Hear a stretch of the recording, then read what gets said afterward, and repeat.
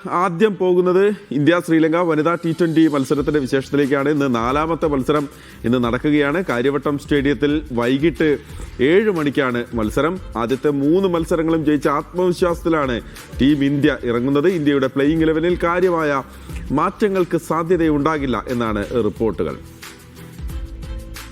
സഫാൻ കാളികാവ് തിരുവനന്തപുരത്ത് നിന്ന് ചേരുകയാണ്. സഫാൻ, ആദ്യ 3 മത്സരങ്ങളും ജയിച്ചു. തിരുവനന്തപുരത്തെ ആദ്യ മത്സരത്തിൽ ഒരു വമ്പൻ ജയം ടീം ഇന്ത്യ നേടി. പ്രത്യേകിച്ച് ഷെഫാലി വർമ്മയുടെ ഒരു തകർപ്പൻ ബാറ്റിംഗ് നമുക്ക് കാണാൻ സാധിച്ചു. ഇന്നിപ്പോൾ ടീമിൽ മാറ്റം ഉണ്ടാകില്ല എന്ന് പറയുന്നു, വലിയ മാറ്റങ്ങൾക്ക് സാധ്യതയില്ല എന്ന് പറയുന്നു. ഇന്ന് ഞായറാഴ്ചയാണ്, ആളുകൾ എത്തുമോ? ടീം ഇന്ത്യ ഇന്നലെ പരിശീലനം നടത്തിയിരുന്നോ? മറ്റ് വിശേഷങ്ങൾ എന്താണ് തിരുവനന്തപുരത്തെ?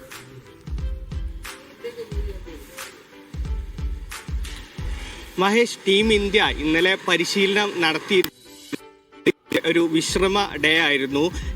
മഹേഷ് നേരത്തെ തന്നെ സൂചിപ്പിച്ച പോലെ ക്രിസ്മസിന്റെ തിരക്കിലായിട്ടും 3-ാം മത്സരത്തിൽ 10,000-കണക്കിന് ആളുകളാണ് കാര്യവട്ടം സ്റ്റേഡിയത്തിൽ ഇന്ത്യയുടെ കളി കാണാൻ എത്തിയത്. ഞായറാഴ്ച ദിനമായ ഇന്ന് വലിയ ആവേശത്തിൽ കൂടുതൽ ആളുകൾ എത്തും എന്ന് തന്നെയാണ് പ്രതീക്ഷിക്കുന്നത്. ആ അർത്ഥത്തിൽ തന്നെയാണ് സംഘാടകരുള്ളത്.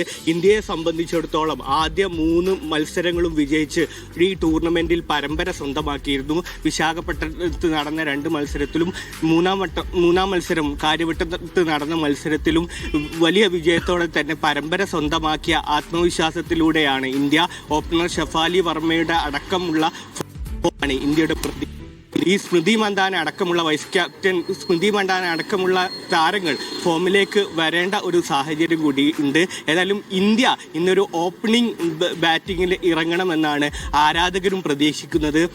നമുക്കറിയാം, കാര്യവട്ടം സ്റ്റേഡിയം എന്ന് പറയുന്നത് ഒരു ബാറ്റിംഗ് പിച്ചാണ്.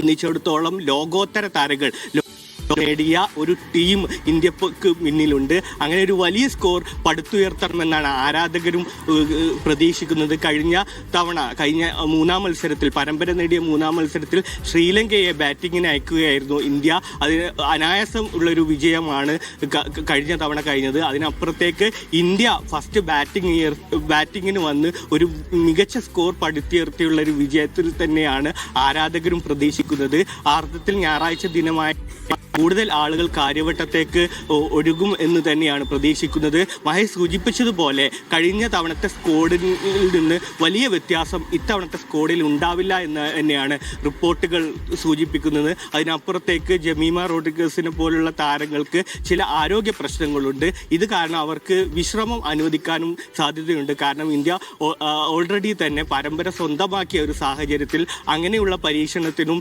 സാധ്യത. ഞാൻ സൂചിപ്പിച്ച പോലെ ടീം ഇന്ത്യ ഇന്നലെ പരിശീലനത്തിന് ഇറങ്ങിയിരുന്നില്ല. ഈ പ്രീ മാച്ച് പരിശീലനം മാത്രമായിരിക്കും ഇന്ന് ടീം ഭാഗത്തുനിന്ന് ഉണ്ടാവുക എന്നുള്ളൊരു റിപ്പോർട്ടുകളാണ് പുറത്ത് വരുന്നത്.